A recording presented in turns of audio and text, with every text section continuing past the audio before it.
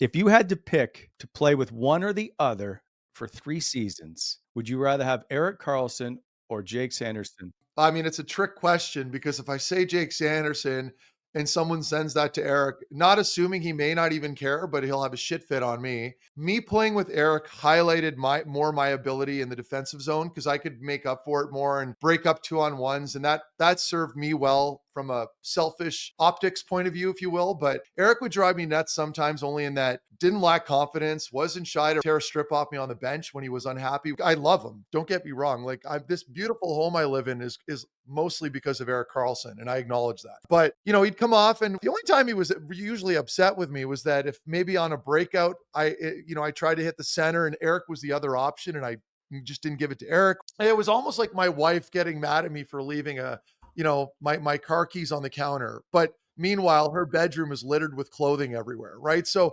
that was sort of the best comparable. Whereas Eric might screw up 3 different times in the defensive zone, but that one time I didn't get him the puck on the blue line, I'd hear about it. God forbid I say anything to him about the defensive stuff. So all that to say, I think that's what made us so good, and I think that's why we always hammer in on guys having consistent D partners. You have to have that comfort where you can like shit on each other and then get over it right away and go back out there and play. And I think that kind of ties in with accountability.